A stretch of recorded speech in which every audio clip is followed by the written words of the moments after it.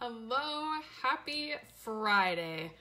Oh my gosh, it's Friday. Okay, if you're just watching, if you're just popping on, I'm not live anymore, you're watching the replay, make sure you say hi, let me know that you're here. We're on day three. I can't even believe it. I'm gonna make sure I'm in the right spot really quickly. But we are in the final day here of our little workshop. I hope you guys have felt like you've gotten in tune with your cues a little bit better. Okay, it looks like I am in the right spot. Let me make sure. There we go. Okay, cool. Here we are. Okay, so you've hopefully become more aware of your tendencies, more aware of your habits. These are things to continue to pay attention to. You'll get an even better idea of those things if you track for a week or two. Sometimes a day here and there are kind of one-offs and don't really paint an accurate picture of like your complete habit profile. But by tracking for a little bit longer period of time, you start to see patterns. You start to kind of recognize, this is my norm. This is how things typically go for me. And it's a lot easier to then take those and navigate it. So say hello if you're here. We're going to talk more about some simple swaps. Again, just to kind of go back to that, when you become more in tune with your triggers, with the things that create cravings for whatever reasons, you are more in tune with your emotions around them. You're more in tune with your body and the cues. Hi, Cheryl. Your body and the cues that it's sending you about what it needs. I'm a firm believer that everything we feel is some kind of message from our body. Tracking can really help us become self-aware of what those messages are. And then we can really get to the root of all of it and become more mindful and intentional about the choices we make. Because remember, it's all about you having the power over your choices, not the other way around. If you haven't noticed, I use my hands a lot when I talk. So hopefully that's not distracting. I can't help it. Maybe I'll sit on my hands. Okay, so let's talk about some ways to make some mindful swaps. We talked about ways to determine if you really do want a snack, and so that's kind of what we're gonna go with today. If you really do want to choose to eat something or not. So in those times that the answer is yes, I do want something to eat, how can we be more mindful about making choices that align with our goals? Align with becoming the person we want to be, who feels the way that we want to feel without being restrictive and while enjoying foods, okay? So we're gonna get into some smart snacking. Ways that we can satisfy those cravings, respect and honor those cravings and those feelings, but maybe make them in alignment a little bit more with how we want to feel. Because let's be real, even sometimes when we choose to have a snack that we're craving afterwards, it's not so much the emotional part of it, it's the physical part of it. I have a certain snack that I love to go for, and I just know my stomach's gonna hurt afterwards because my body doesn't like that food. So I have to kind of decide, how do I want to feel after I have this snack? Am I going to go ahead and make this decision, or am I going to choose to have this snack instead that maybe won't make me feel terrible? So let's talk about some of those swaps. And let me know if you have those. Let me know if you already know that there are foods. I would love to hear that, actually. Foods that you love to snack on, but that maybe afterwards you're like, my body just does not like me when I make that choice. My body does not like that food. But sometimes it's worth it and sometimes it's not. Okay, so let's talk about a couple of them. One of probably the most common snacky foods that we think of is chips, right? It's so easy to grab for a bag of chips, potato chips, tortilla chips, whatever it might be. And it's probably really that crunch and that saltiness that you're going for. So a really simple swap is crunchy veggies, right? It seems so obvious, and yet it's not always, like, common sense is not always common practice. So having it in the forefront of your mind can be very helpful in that. So crunchy veggies, right? Instead of grabbing those chips, grab for your carrot sticks, grab for celery, grab for bell peppers, put some dip on it, right? I love the bitchin' sauce from Costco. I love it. It's so, so good. They have different flavors. I've only tried the Chipotle, but I am totally sold on it. I love hummus on my veggies. If sauces are going to get you to eat more veggies, I am all about the sauces. If they add a little extra zest to your snack, I'm all about having the sauces. Seaweed is another great swap for chips. You might think that's weird. My kids eat seaweed like it's going out of style. It's got that crunchiness. It's got that saltiness. It's so good. Plus you get all of the minerals and such, all of the benefits from the seaweed itself.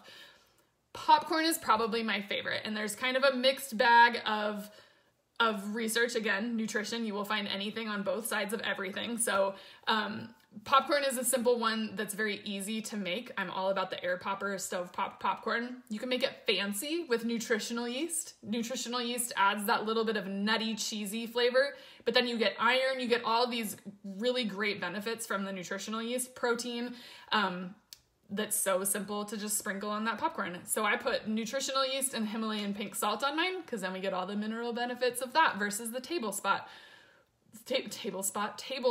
that really has no nutritional value. So adding in those little simple things, popcorn with some nutritional yeast and Himalayan salt is going to get me closer to my goals, but still satisfy me than potato chips are. So again, if you're having that salty craving, okay, maybe it's not the crunch, maybe it's just the salt. Popcorn again, seaweed again, sauerkraut, okay? Sauerkraut, kimchi, those types of things, they're gonna give you that kind of saltiness that you're craving, but you're getting it through whole fermented foods that have probiotics. Probiotics are another topic for another time. There's tons of mixed research on those. Some people should not be adding probiotics. I feel like I just need to say that. Some people should not be adding probiotics to their diet, while as many people can very much benefit from it, but it's always good to opt for the whole food. So sauerkraut, kimchi, those types of things are great. You get a little bit of that crunch, you get a little bit of that saltiness. That's one of my favorites to have on hand in my fridge at all times. What about that sweet craving? Okay, you feel like you just need something sweet. Reach for some fresh veggies, from some fresh sweet veggies or some berries, okay? Fresh fruit is going to give you more nutritional value than dried fruit is. I love dried fruit because it tastes like freaking candy to me. Dried mango is like my favorite thing on the planet. But I also know that I'm not getting all of the nutritional value that I would get from a fresh fruit. With fresh fruit you get, or even frozen, you get the water content in dried stuff that's taken out of it along with some of the nutrients. But with the fresh fruit, you're going to get the fiber and all of the phytonutrients too. So you're getting all of these added benefits while you're also satisfying that desire to like eat something sweet. Another big one that I see a lot of people struggle with is pop. Soda. I call it pop. I get made fun of for calling it pop. I call it pop. Most people call it soda. Soda pop. That's a tricky one because there's so many different reasons why people reach for pop. So a really simple swap for that is going to be sparkling water, and there's tons of ways to do that. But you get that carbonation fix without all of the extra ingredients that are going to throw off the other signals in your body. Okay, so one of the major things with soda, I have to like force myself to say that, with soda is that the extra ingredients in it can really mix up the signals in your body, which creates other things to get mixed up without going all into detail with it, but it's going to mess with your insulin levels. It's going to mess with your blood sugar. It's going to mess with a lot of other cues that your body is going to be trying to send you. When really what you're typically going for is that carbonation, that flavor. You can get that with sparkling water. So that's a really easy, really great swap. Ice cream or similar types of snacks and treats. My favorite way to satisfy that craving is to make a sorbet. So we make it with almond milk. We just throw it in the blender and I put almond milk in there and I put frozen berries in there. A lot of times I'll put frozen mango and that's it. And you get this really delicious mango sorbet. We have mixed berry blends. You can get these blends from it's so simple. And that's what I'm all about, is making all of this simple. Not having to put a lot of thought into it, not having to put a lot of time and energy into it. I want something sweet. Yes, I'm actually hungry. Yes, I want a snack. I want something delicious and sweet and light and fresh tasting. I'm gonna go make a sorbet. It's as easy as making a bowl of cereal. Almond milk in the blender, frozen fruit in the blender, push the button. 30 seconds later, I have an amazing treat that feels like a treat. And the same thing with like candy. If you have cravings for candy, go grab something that has that sweet crunch to it. Frozen grapes are a great one. You can even put those in your sparkling water and get a whole nother flavor. It's a whole nother thing. But you can really make healthier versions of your favorite candies too, like Reese's. I'm such a sucker for Reese's. I can make my own of that same flavor by getting some really good quality dark chocolate where I'm going to get the benefits of that and slapping on some peanut butter. It's like my favorite way to do it. You get way less sugar and you get way less, you don't get the added stabilizers that are in a lot of chocolate bars, and who knows what else is in a lot of those. Plus you get the actual benefits from the good dark chocolate, right? Dark chocolate has a lot of benefits for your body, and you can get those and still feel like you're having a really good treat.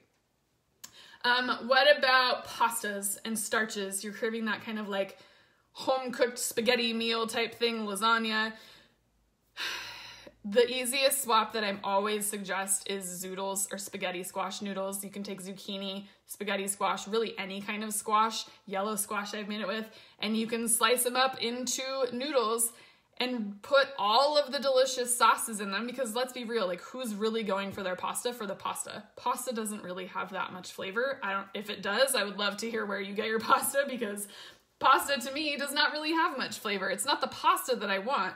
It's the bulk of the pasta, but then really it's all the sauces. So get yourself some zucchini, get yourself some other squashes, and then make the really delicious sauces and put them on that. You're getting extra veggies in there without the extra pasta, which typically, again, side note, because this is what my brain does, it just kind of goes all over.